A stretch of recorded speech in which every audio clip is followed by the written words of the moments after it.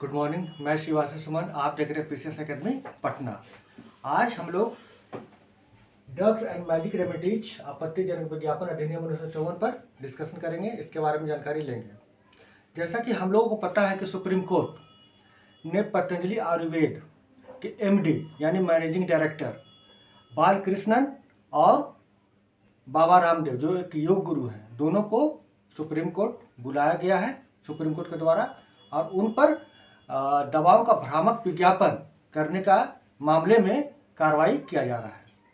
तो ये कार्रवाई किस कानून के तहत किया जा रहा है और बाबा रामदेव, बालकृष्ण और पतंजलि आयुर्वेद कंपनी ने कौन सा कानून का उल्लंघन किया है, उस कानून के बारे में हम लोग जानकारी लेते हैं। चलिए शुरू करते हैं। देखिए, यह है ड्रग्स एंड मैजिक रेमेडीज आपत्तिजनक विज्ञापन अधिनियम 1954।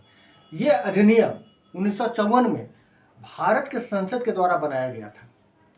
इस अधिनियम का उद्देश्य है कि जो दवा होता है, जो ड्रग्स होता है, उसका नियंत्रण, उसका विज्ञापन का नियंत्रण और उसका विज्ञापन का विनियमन किया जा सके। यानी कि ये कानून जो है ड्रग्स एंड मैजिक रेमेडीज आपत्तिजनक विज्ञापन, ये भारत के संसद के द्वारा बनाया गया है, पूरा देश में लागू है और 1954 में ये बनाया गया था। इसका उद्देश्य क्या है? इसका उद्देश्य है कि दवाओं का जो विज्ञापन होता है उस विज्ञापन को नियंत्रित किया जाए, उस विज्ञापन को विनियमित किया जाए, यानी उसके लिए एक सही सलामत, सही तरीका से, सुचारू तरीका से करने के लिए कानून बनाया जाए। यानी विज्ञापन का नियंत्रण एवं विनियमन करना इसका उद्देश्य है। ठीक है ना। चलिए, हाल फिलहाल में बाबा रामदेव का जो कंपनी है, आयुर्वेद कंपनी पतंजलि, उस पर आरोप लगा है कि उन्होंने कोविड काल में जो अपने दवा कोरोनिल का जो प्रचार किया था वो भ्रामक था। यानी कि एक सप्ताह में कोविड से छुटकारा पा जाइएगा या फिर कुछ और इस तरह से जो दावा किया जा रहा था वो भ्रामक था, और उसी कारण इस कानून के तहत इस कानून का उल्लंघन हुआ और सुप्रीम कोर्ट कंपनी के एमडी और बाबा रामदेव तीनों को सुप्रीम कोर्ट बुला लिया और उन पर कार्रवाई कर रहा है ना। ठीक है। ये अधिनियम जैसा कि बता चुके हैं कि ये विज्ञापन का नियंत्रण और विनियमन स्थापित करता है। ठीक है। यह मुख्य रूप से ड्रग्स और मैजिक रेमेडीज को रोकता है, का विज्ञापन को रोकता है। तो पहले समझते हैं ड्रग्स का कैसे करता है। तो देखिए, ड्रग्स मतलब दवा। जैसे कोई भी दवा अपना प्राकृतिक गुण से जब बढ़ा चढ़ा के उसका विज्ञापन किया जाता है तो ये कानून का उल्लंघन हो जाएगा। जैसे मान लीजिए बहुत सारा कंपनी जो होता है अपना दवा के बारे में बोलता है कि कोई क्रीम है, बताएगा कि इस क्रीम को लगाइए और एक सप्ताह में काला से आप गोरा हो जाएंगे, या फिर ये दवा खाइए, 1 महीना में, 1.5 महीना में आपका हाइट बढ़ जाएगा, या फिर आपका बाल आ जाएगा। इस टाइप का बहुत सारा झूठा दावा करता है, भ्रामक प्रचार करता है। और हम लोग का देश में आपको पता है कि अशिक्षित लोगों का संख्या अभी भी है, रूढ़िवादी लोगों की संख्या अभी भी है, अंधविश्वास को मानने वाले लोगों की संख्या अभी भी है। उन लोगों पर इन सब प्रचार का जल्दी असर होता है, जिससे देश की बहुत बड़ी जनसंख्या भ्रमित हो सकती है। इसी को रोकने के लिए ऐसा कानून आया। तो जैसा भी बताया, ड्रग्स में क्या हो गया, दवा में क्या हो, भ्रामक प्रचार किया। भ्रामक प्रचार क्या हो सकता है कि प्राकृतिक, इसका जो प्राकृतिक गुण है, दवा का जो प्राकृतिक गुण है उससे बढ़ा चढ़ा के बताना। इसको दवा का प्राकृतिक गुण, इसको कह सकते हैं आप कि दवा का प्राकृतिक गुण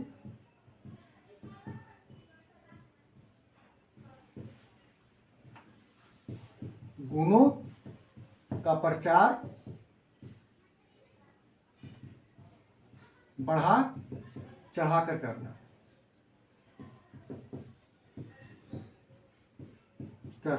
इससे क्या हो जाएगा कि जनता दिग्भ्रमित हो जाएगा। ठीक है। तो ड्रग्स तो समझ गए हम लोग। अब हम मैजिक रेमेडीज क्या होता है वो जान लेते हैं। मैजिक रेमेडीज,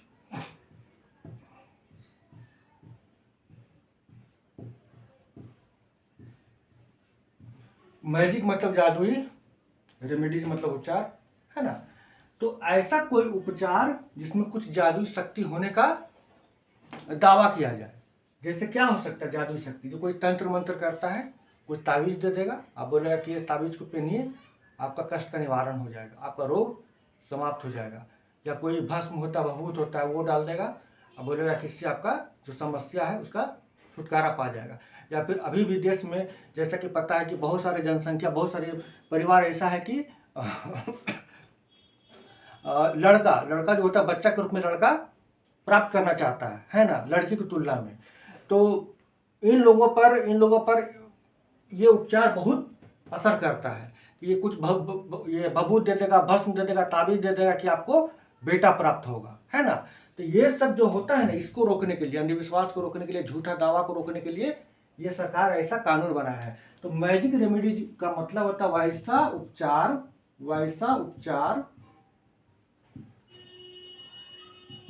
जिसमें जादू या आश्चर्यजनक जो शक्ति होता है ना, जादू या जादुई शक्ति बोल सकते हैं, शक्ति के द्वारा उपचार किया जाए।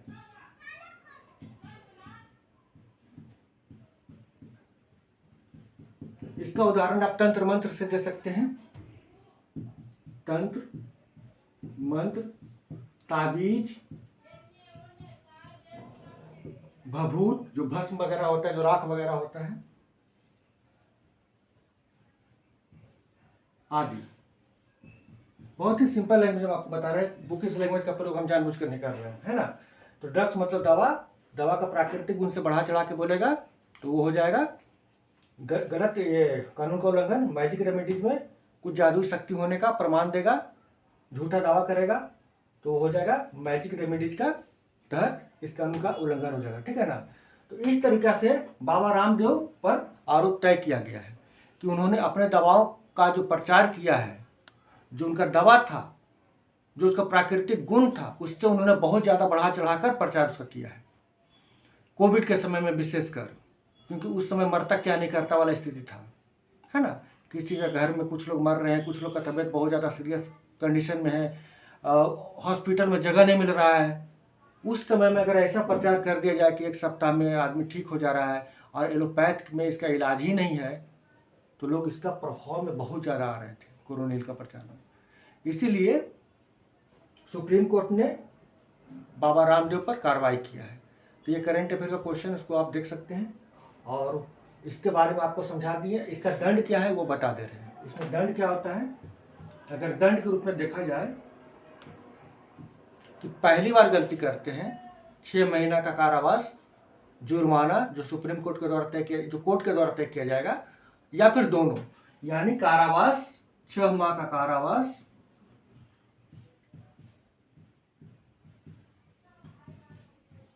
या जुर्माना, या फिर दोनों, यानी कि कारावास भी देगा, जुर्माना भी लगाएगा।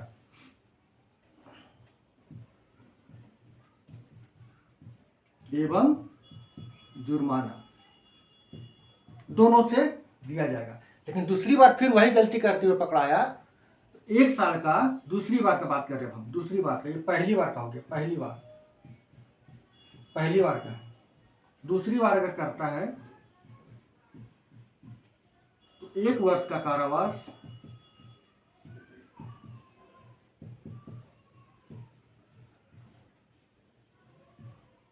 फिर जुर्माना या दोनों मतलब क्या, कारावास प्लस जुर्माना दोनों लगा देगा, ठीक है ना। ये दंड है। तो ये अभी बहुत ज़्यादा हाईलाइट है ये कानून। तो हो सकता परीक्षा में डायरेक्ट ये कानून पूछ दे या डायरेक्ट ये कानून नहीं पूछे, तो भी मेंस का प्रश्न जब आएगा, जो स्वास्थ्य सेक्टर, जो हेल्थ सेक्टर जो रहता है, वहाँ से जब क्वेश्चन बनाएगा तो हो सकता है कि टेल के रूप में, है ना, जो क्वेश्चन का जो टेल होता है उसमें ये जुड़ दे कि सरकार भ्रामक विज्ञापन को रोकने के लिए क्या कदम उठा रहा है ना। या फिर आप इस नॉलेज को जो करंट अफेयर से जुड़ा हुआ है, बहुत चर्चा का विषय भी रहा है, उसको आप अपना आंसर में ऐड कर सकते हैं ताकि आपका आंसर का वैल्यू बढ़ जाए, है ना। कि सरकार स्वास्थ्य सेक्टर में विकास करने के लिए और साथ साथ उसमें भ्रामक विज्ञापन को रोकने के लिए ये सब काम कर रहा है। और वर्तमान के कंटेक्स्ट में आप इस केस का उदाहरण दे सकते हैं, आप समझा सकते हैं। इससे क्या होगा, बढ़िया रहेगा, आपका आंसर अच्छा हो जाएगा। तो ठीक है, इसमें कुछ विशेष नहीं था, बस इतना ही था समझाने के लिए। करंट से भी जुड़ा हुआ है और ये विषय मेंस से भी जुड़ा हुआ है। मेंस में साइंस टेक में जो हेल्थ इश्यू से क्वेश्चन आता है, उसको आप कहीं भी चाहिएगा तो इसको आप यूज कर सकते हैं, है ना। तीसरा, पीटी से भी हो सकता क्वेश्चन, क्योंकि ये पूरा नेशनल चैनल पर ये छाया रहा, तो हो सकता है कि ये क्वेश्चन ये जो अधिनियम है, अधिनियम से ही क्वेश्चन पूछ दे कि किस अधिनियम के तहत आता है ये ड्रग्स एंड मैजिक रेमेडीज आपत्तिजनक विज्ञापन किस अधिनियम के तहत है, या स्वास्थ्य का जो भ्रामक प्रचार होता है, दवाओं का जो भ्रामक प्रचार होता है, उसको रोकने के लिए कौन सा अधिनियम सरकार के द्वारा बनाया गया है। तो हो सकता है ये अधिनियम का ही नाम पूछ दे, तो इसको आप जरूर जानकारी में रखिए। तो ठीक है, बस आज के लिए इतना ही। हम लोग फिर मिलेंगे एक नए वीडियो के साथ, तब तक के लिए नमस्कार।